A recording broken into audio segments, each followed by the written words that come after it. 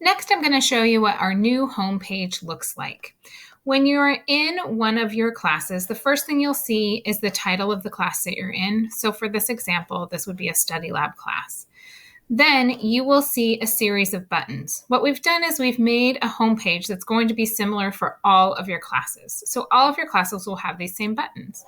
The All About Me button, if you click it, it will tell you about your teacher for that class. And each teacher will do this in a different way. This is mine. I've included some pictures. If we go back, the next button that we see is a Help button. If you go ahead and click this button, you'll see a bunch of people who are available at Ferndale High School to help you. So you'll have your teacher's email and maybe their office hours, how you can get a hold of your teacher for help. Maybe you need to get a hold of your counselor. There is links to their email addresses and also a link to the Counselor Corner Canvas page that is full of information. If you're having technology problems, there's a phone number and an email address for that and our office number.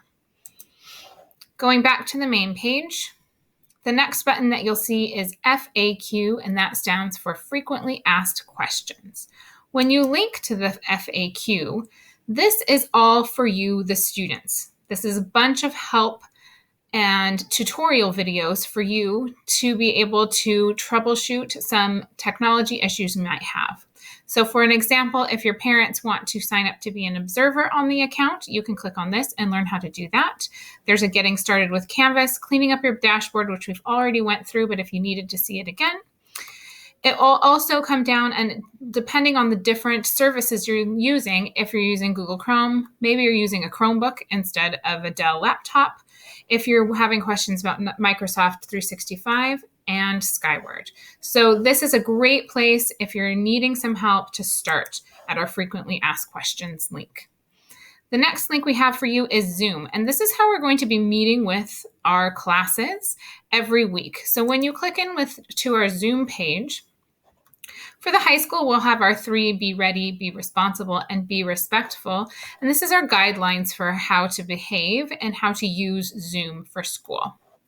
You'll also see a link to the Zoom, and this is our office hours Zoom. Or some teachers might use a table like this, and you will find which period you are in that teacher's class and use that link and their password for Zoom. When you click on the link, it will automatically ask you to open up Zoom onto your computer through a browser window. And you'll notice Eagle Time will also have a Zoom here. Going back, those are our main buttons that you will use often.